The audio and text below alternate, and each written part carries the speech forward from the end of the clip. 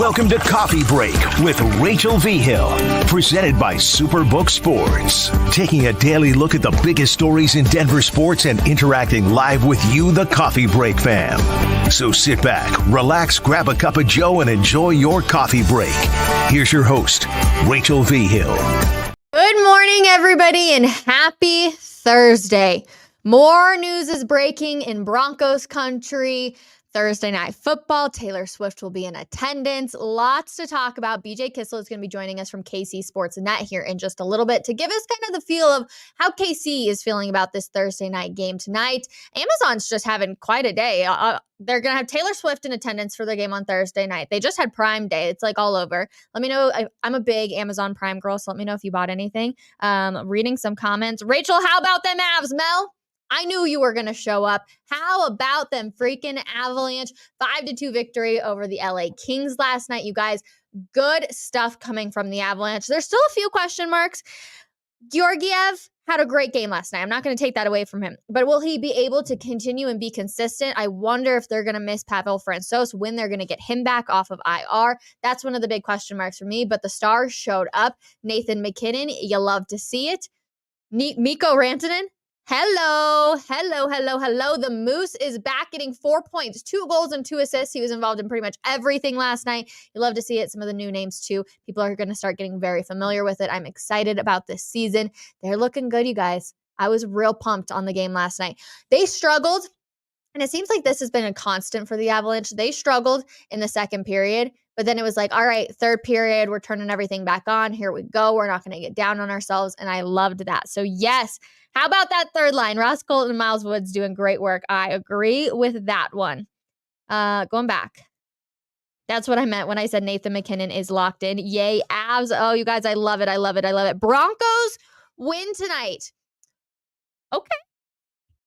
I like the positivity. Thursday night football. We'll get into my score predictions later on in the show, but let's real quick just talk about the big breaking news coming out. Frank Clark and the Broncos are getting a divorce. Now, obviously, Randy Gregory, last week we saw the exact same thing where we were all kind of like, oh, okay, the Broncos are making moves, but we thought that move was for Baron Browning coming in, and we were like, all right, they're going to play the younger guys. Sean Payton's told us that. They want to play the younger guys. Then earlier this week, we find out that Frank Clark is sick. Okay, interesting. Well, then this morning, we all wake up and we find out that Frank Clark renegotiated his deal to give up essentially $1.7 million, which you don't just, like, you're not a nice guy and you don't just give that up and you're like, oh yeah, hey everybody, like, sure, that's totally fine. Let me just give this up for everyone. No, like, that doesn't happen. And Adam Schefter had joined Mike and Mark this morning to be able to sit down and talk about it. And I think it's fascinating the way that he kind of described everything, where you are looking at it as like, okay, well, he must just assume that something else is going to happen. So let's go ahead and take a listen to that audio. Frank Clark's time in Denver is basically done, okay? He's going to be released or traded. He redid his contract last night and gave back close to $1.7 million in salary. You're not giving that back unless you know that you're getting traded somewhere that's going to pay you, or you're going to be released and somebody else is going to pay you. Like, you're not just for the fun of it giving back $1.7 million. So Frank Clark and Denver are getting divorced, okay? The only question is he traded or is he released? And I think he'll essentially be traded. If you look at what he did in Kansas City, it's hard not to look at the production. He only did 36 snaps for the Broncos, 2 games. You're kind of like, well, what was the point? Why did you sign him? Obviously, Sean Payton thought he had a better roster than what he actually had. He said earlier in training camp, I'm going to be pissed off if this team isn't a playoff team. I can tell you right now, this team is not making the playoffs. So Frank Clark, I think, will go to another team. It wouldn't surprise me. Maybe you get a 6th or a 7th for him. But it is showing that Sean Payton's not messing around. They're done with this season. Broncos country, I'm sorry. This season is over. They are looking ahead to next season. They are going to try and get as many snaps for the younger guys. Baron Browning is expected to come back, I believe, next week. That's kind of like the fingers crossed. So that would be good news for the Broncos, but they're going to be giving all these young guys as much time as they can. So hopefully next year that they can come back and bounce. Now, everybody else is on the let's tank. the players aren't on the let's tank. They obviously want to win games. So tonight's game against the Kansas City Chiefs is going to be very, very interesting. And I see backstage that we have a good friend of the show, BJ Kissel, hanging out with us. We'll bring him in shortly. You guys, I'm excited to talk about this because I love Thursday night football, to be honest with you. It gets me so pumped up. BJ, good morning. How are you? I'm doing well. How are you? Good. Are you a Thursday night football fan? I know usually we talk about the games being like, oh, these are some of the bad games of the week. I actually love Thursday night football. It gets me ready for the weekend. Yeah, I'm going to talk out of both sides of my mouth because as a football fan, I love it because it's another night I can sit and watch football, although it seems like a lot of times the games aren't very good for whatever reason on Thursday nights, but I love it just filling in another night of football. But from a player's point of view, I don't know how these guys do it. I've been around it. You've been around it. You cover these guys. It's a lot for these guys to put their bodies through it on Sundays, regardless of having those extra few days. But these short weeks, you talk to the players. Most of them aren't a fan. I don't know if I ever talked to a player who really likes Thursday nights other than when the lights come on and they're on national TV and the game's here, they feel good about it. But as far as taking care of their bodies, it's a tough look. So I'm kind of in the middle.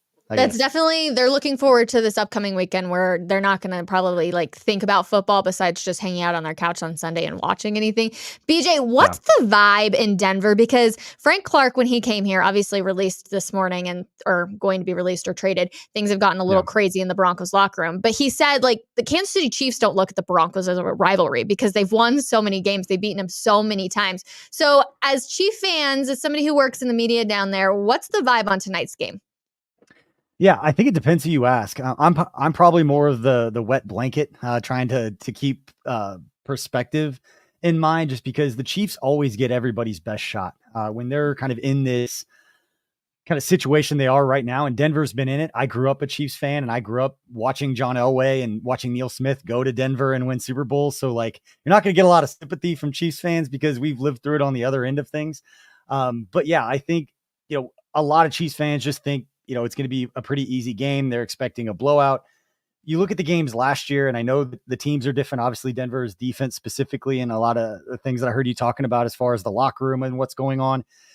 It's going to be really apparent early in the game, I think, where things head with this game. We said the same thing about the Chicago Bears game a couple weeks ago, that all the crap that they had going on that week leading into that game was either going to galvanize the team and they were going to come out and play hard, or they were going to shut it down and it was going to be a blowout. And I kind of expect the same thing from the Chiefs. That's why my biggest thing for them going into the game is just start fast. Don't give the Broncos any reason to kind of get excited or give them hope, to be quite honest. But the two games last year were close. It's not like the Chiefs have just been blowing out the Broncos. 2 wins last year by a total of just 9 points. And so I projected this game to be a 1-score game. I do think they're going to get the Broncos' best shot. Russell Wilson, for all the dunking that people like to do on him, and I know the situation that he put in with the trade and everything, but he is playing better this season. It's not the same thing that it was last year. And so what we've seen from the Chiefs so far is they've been leaning on their defense. The defense is 6th, I believe, in scoring defense right now. It has really been what's carried them, while the offense with a lot of young receivers are still trying to figure things out.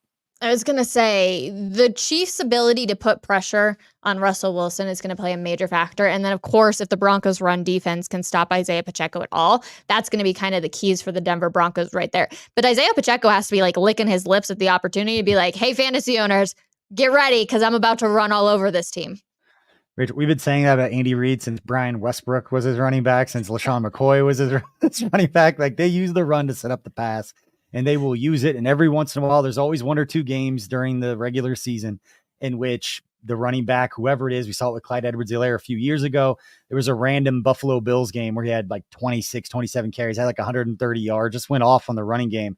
But Andy Reid's going to pass the football. They're going to use the run to set it up, unless they're just giving him so many light boxes that they've got numbers in the box to run the football. That's what they're going to do. And honestly, with the way that the Chiefs' young receivers have been playing this year, I don't fully expect them to not put guys in the box and force them to pass the football and try and bring pressure.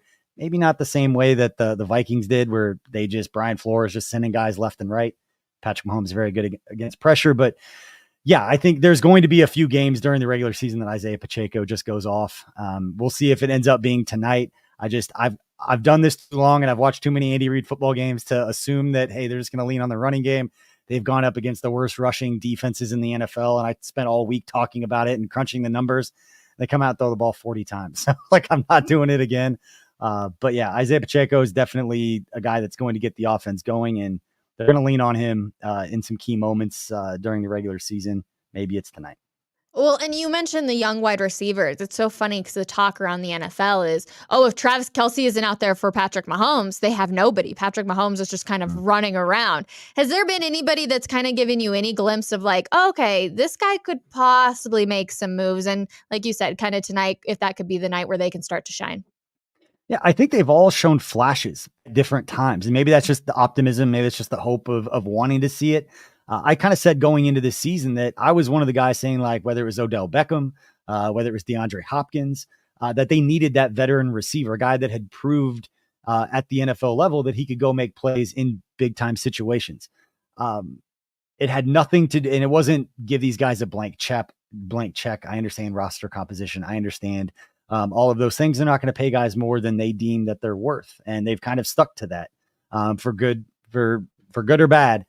They've kind of had that mentality when it comes to contracts. But, for me, the storyline with the receivers coming into the season was that it was going to be tough when you were expecting all 5, 6, 7, however many receivers they were going to keep, when you were asking all of them to take a step forward and be better or more accountable than they've been. If you ask it from a couple of guys, that's okay. But when all of a sudden for that group to perform the way that you want them to or expect them to for the expectations that you have, if you're asking all 6 of those guys to be better, that's a big ask for everyone to take a step forward. That's why I had said they needed a veteran guy.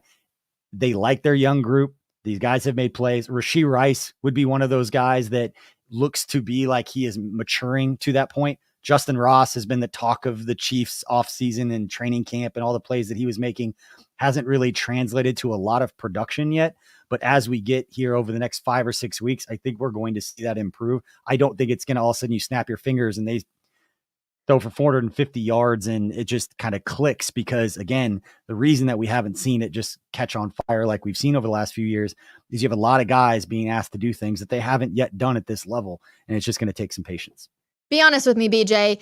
Is Tyreek Hill the one that got away? Is it still for Chiefs fans like, if we just had Tyreek Hill, things would be better? Or is everybody just kind of moved on and they're like, good luck in Miami, Tyreek?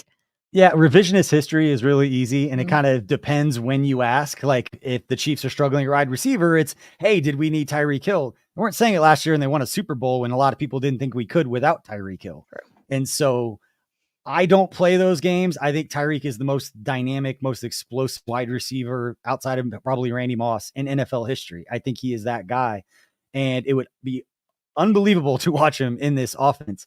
But as much as we credit Andy Reid and we talk about, he has the 4th most wins in NFL history for a head coach, and he's this offensive genius, it's really hard for me. And maybe it's just, I was around him a little bit. I'm not going to pretend to know him, but you give him that credit and then you question decisions like he knows what Tyreek Hill can do for this offense. And he knows what he has with some of these young wide receivers long before the rest of us see it. He's seeing it in practice. He's seeing it in the meeting rooms.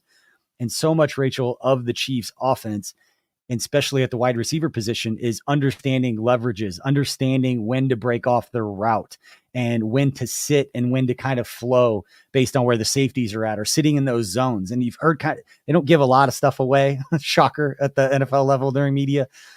But Patrick Mahomes and Matt Nagy and those guys have said that they're getting better at figuring out, these young wide receivers, where to sit in those zones. And so you see those passes where it's going up against zone coverage and Patrick Mahomes throws it and the receiver's kind of reaching out to the side, like he expected him to kind of go a little bit more to the side, or vice versa, where he expects him to sit and he keeps going and he reaches back. That's led to a couple interceptions. Those are the little things that they've got to work on and be better at. But again, it'll be interesting to see how it plays out. I do think that we're going to progressively see these young wide receivers get better. But again, like I said earlier, I don't think it's going to be snap of the fingers and it just all of a sudden clicks and, it's like it was a few years ago. But Tyreek, he's had a lot to say, which is rubbed a lot of Chiefs fans the wrong way. And I hope it doesn't get in the way of what he was able to do in Kansas City and just kind of the maturation of him as a person during his time in Kansas City and everything that he had going on. So I don't love all the things that are being said, but I don't think I don't play those revisionist histories because they prove that they go and win a Super Bowl without him. I was going to say, listen, the X always says something when the other one is doing better. And obviously with the Chiefs winning the Super Bowl, that one had to hurt for Tyreek just a little bit. Patrick Mahomes doesn't make mistakes very often there, VJ, yet we've seen 4 interceptions, which a lot of people are like freaking out about. And I will say some of them haven't been on him, but it also has seemed like there's some miscommunication in certain areas of the football. Have you noticed that as well? And are you at all concerned about it?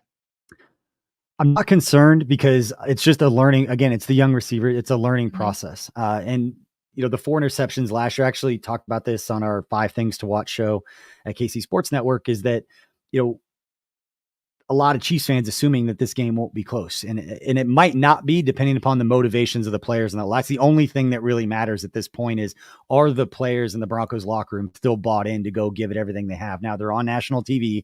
They're going up against the defending Super Bowl champions. And so it's still pretty early in the season. These guys are trying to put on tape for everybody and just, go out, and they're professionals. They're going to go out and play hard. But that difference, that little extra that makes the difference of those 5 to 7 plays in the margin of error in NFL games, are they locked in enough to make those plays? And I think if the Chiefs get up early, it's not going to be there. But yeah, we'll see how it plays out. The interceptions, if you've watched Patrick Mahomes enough, if he's going to throw interceptions, the majority of time it's going to be short or intermediate across the middle. That's been the way since his rookie year at training camp. It's those linebackers dropping into coverage that he just doesn't see for some reason. And not to say that it's this huge issue, but he threw 9 interceptions on intermediate passes across the middle last year, according to Pro Football Focus. It was any passes between 10 and 19 yards down the field across the middle. 9 of his 12 interceptions thrown last year were in that area. 4 of those came against the Broncos. It is interesting this year that when you look at his ability to throw the ball down the field, which we've seen those crazy plays throughout his career, on passes beyond 10 yards down the line of scrimmage last year, he completed 59% of those passes. Against the Broncos, it was just 40% of those passes. So for some reason, and again, it's a smallish sample size, I don't want to make too big of it, but there is something there as far as what Denver was able to do against them. Now, he still threw for a lot of yards. Obviously, the Chiefs won, but the games were close. But the intermediate passes are ones that have struggled with him in the past. Now, this year, last stat I have for you, I was looking up all these stats yesterday, so I have them top of mind, that last year, Patrick Mahomes attempted 70 passes beyond 20 yards down the field and did not throw an interception. He had 4 touchdowns, 0 interceptions. This year, on passes beyond 20 yards down the field, he has 0 touchdowns and 3 interceptions. And so what does it mean? Every play is a little bit different. You don't want to analyze too much of the box scores or the analytics just tell part of the story. But there's something for Denver fans to feel a little bit better about, in that you have played pretty decently well against Patrick Mahomes over the years. I was going to say, VJ, I don't know if you meant to, but you just gave me that little bit of hope that, even if they may not win, it may be a close and fun game, and that's all we can ask for as football fans. I'm curious, and I love asking people in different markets, because obviously here in Denver, we can say, blow this whole thing up. Russell Wilson stinks, even though he's better this year. Like, let's just try and get Caleb Williams, that whole conversation. How do you look at the Denver Broncos? Without knowing a ton of what's going on up front with the offensive line, I think as much as it is tank for Caleb Williams, you also have to create an environment, whether it's Caleb Williams or the next young quarterback the year after. I know Caleb Williams is the next big thing, but to be honest, we do this every year. With every top quarterback in the J, he's going to be the savior of everything. These guys are good. They're going to come in and play, but they've got to be coming into a situation that's going to let them be successful. And so we know they've got wide receivers. That's always been the thing for me, is being worried when Russell Wilson first came over. It's like, they've got some dudes at wide receiver if they could stay healthy, with Tim Patrick and Jerry Jeudy and Cortland Sutton, still one of the most physically impressive wide receivers I've ever been near or next to. I remember at the combine just looking at the dude being like, I don't know how he's going to guard that guy.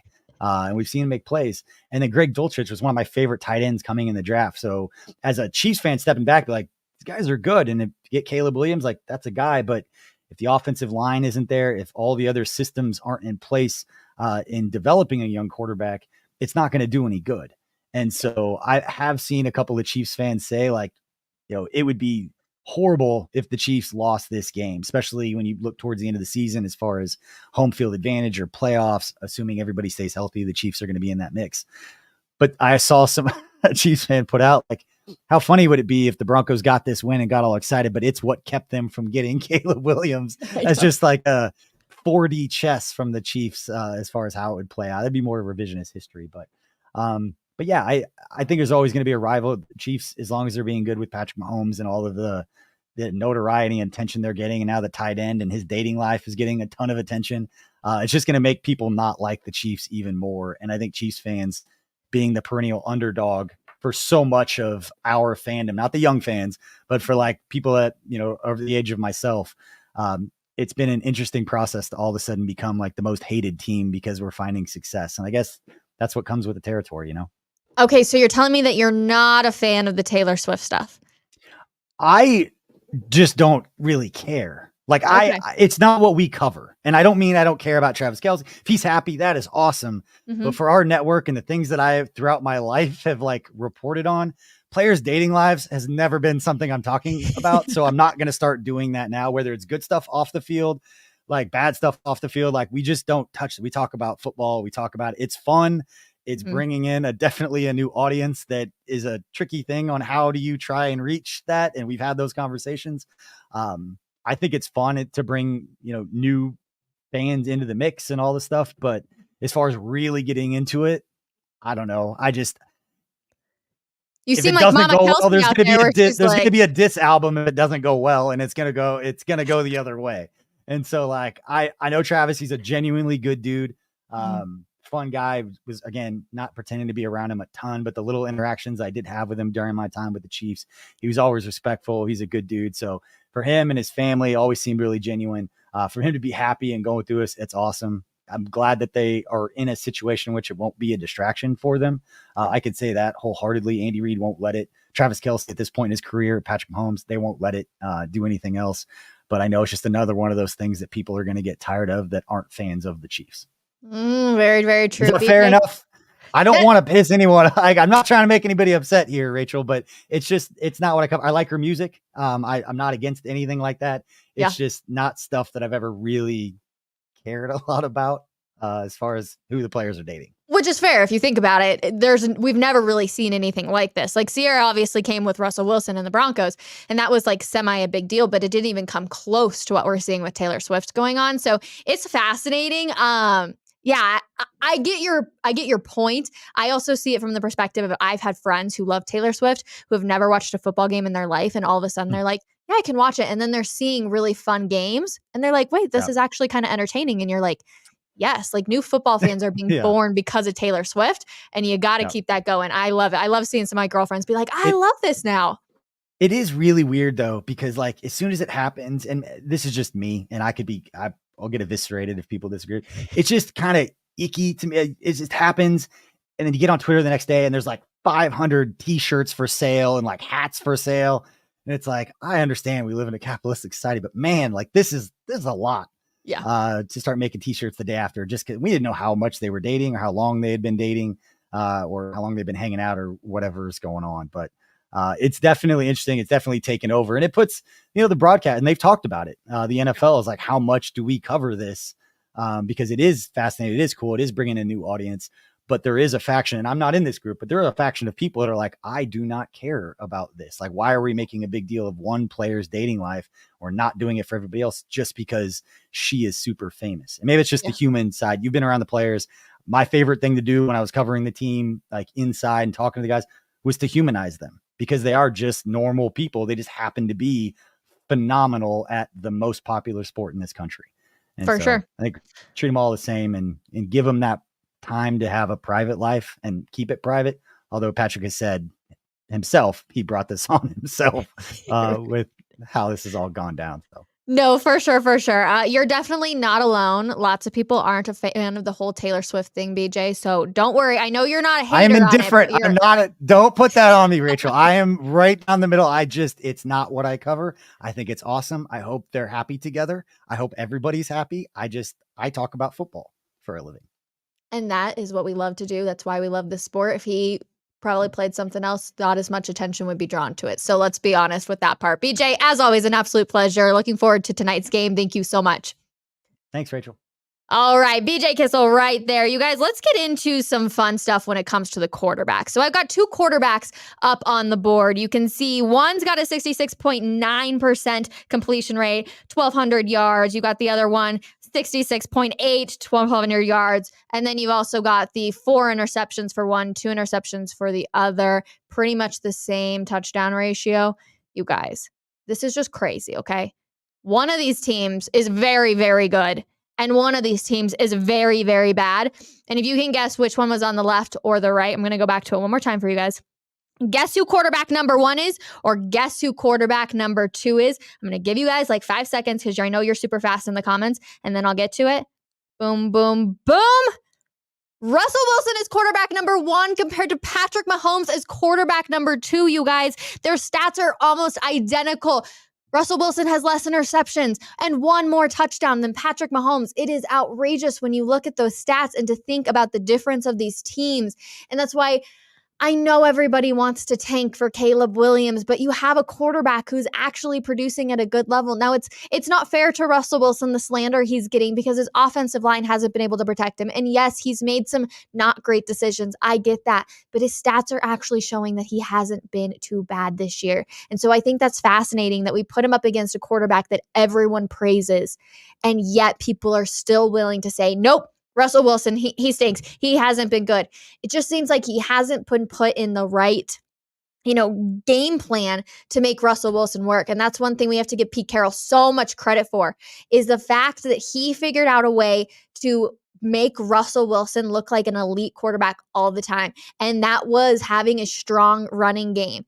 Now I'm like, what are we doing, Sean Payton? We thought this was going to be a really, really heavy run-first offense, and it kind of has to a degree, but it seems like the first and second halves, they haven't mashed together. It doesn't seem like it's collectively working, and that's what I want to see tonight. I want to see one full game plan where it doesn't seem like at halftime, Sean Payton and his coaching staff are trying to go out there and trick Andy Reid. I want them to stick to their own game plan. The first half for the Broncos, they've looked pretty solid, and it's going to be true. If the Chiefs get out there and they just absolutely go away and dominate this team in the first quarter, things are going to get ugly, and things are going to get ugly fast, because I think this whole entire locker room, this Broncos locker room, understands that a teardown is coming. And now a lot of them are fighting for their jobs, or if they want to leave, like other players seem to do, then they're going to want to leave. But it's like, put together a solid game plan where it doesn't feel like we're all like, what the heck is the difference between the first and the second half? Because we saw the numbers with Russell Wilson. I'm going to be fascinated how they use Javonte Williams tonight. McLaughlin, Pirant, like, what's that going to look like? Get out there and run. Vance Joseph, I don't think is going to have a job tomorrow morning, you guys. That's just been me. Everybody's been like, well, he shouldn't, but are they actually going to fire him? I hope so. I hope they make some moves, because you had a pretty solid defense last year, and all of a sudden it's like this complete 180, and it's one of the worst defenses we've ever seen. I don't know if Vance Joseph, if the Broncos lose tonight, will have a job tomorrow. Let me know what you guys are thinking in the comments. Russ can't identify a blitz. It's not on the line. Okay, there's some truth to that for sure, but you also have to realize when you're playing out there and you're scared for your life every single time, it can't be put on Russ either. The line has struggled and struggled and struggled time again. Going back, I just want to keep reading your guys' comments. Oh, someone said we need Russell Wilson back next year. Well, that's a bold statement right there too. All the haters, Russ scammed the Broncos. Let's see. It doesn't matter what quarterback you have if you don't win unless you have a good offensive line and defensive line. Next draft should be on offensive and defensive linemen. I've been saying that actually for a while. That's why I'm like, I'm really kind of torn, which is so funny we're having this conversation, because we're only going into week 5, 6, whatever this is. It's like so early on in the season already. And I'm like, okay, we should be talking about what areas can we bring in that can help this team. But instead we're just talking about completely tanking and trying to get this quarterback. So I find it fascinating. People are saying fire Judy next. Lots of people, I think Jerry Jeudy has ruined his time here in Denver. So it's also fascinating. You guys, can I real quick just go back to this Taylor Swift thing? I want to tell you why I actually think that it is a good thing for Taylor Swift to be a part of the NFL. Now, before all of you exit out on me and be like, I don't want to hear about Taylor Swift anymore, hear me out.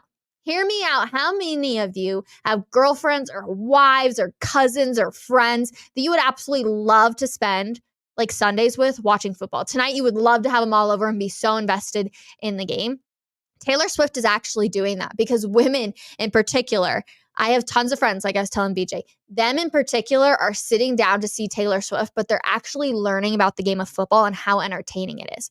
I don't think a lot of people realize, even sports fans just in general, who like maybe aren't big football fans, they don't understand how entertaining it can be because sometimes you just see really mundane teams and you're like, well, this is kind of boring. Let's be honest. How many times have we all sat on our couch on a Sunday when there's been a game on and you're like, well, this is kind of boring. Like there's nothing interesting going on with this game.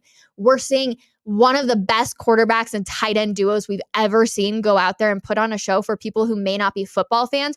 And let's all be honest, no matter how much, even if the Broncos are playing them tonight, Patrick Mahomes and Travis Kelce make the game of football fun because you never know what's going to happen to them. Patrick Mahomes make the game of football fun, and I'm actually really excited for tonight's game. So that's my rant on the whole Taylor Swift thing, as I see some people already getting mad at me about it. You guys, it's good for the game of football. I hope you all understand that because I want other people to sit down and enjoy the game that you and I all love as well. Lots of good stuff in the comments. I can't believe it's already 11 o'clock. You guys, this show goes way too fast. I love hanging out with all of you. Rachel, the Broncos will not be mistaken for exciting. I know. Tonight's going to be tough. Buckle up, everybody. I do think it's going to be a little bit closer, but honestly, it's the close games that bring you the most heartbreak, in my opinion. If you get slaughtered, you move on and you look ahead, but it's the close games that are like, what if? And that's the problem with this Denver Broncos team is they could be 4-1, and unfortunately, they are 1-4. Lots of good stuff. Thank you guys all. We'll be breaking down the entire game that you need to know. The Avalanche are back, everybody. We're happy to see them get a 1-0 start on the season. We'll see you tomorrow to break down, hopefully, a Denver Broncos W, unless you're on the full tank, and then you're hoping for an L. We'll see you guys all tomorrow. Bye, everyone.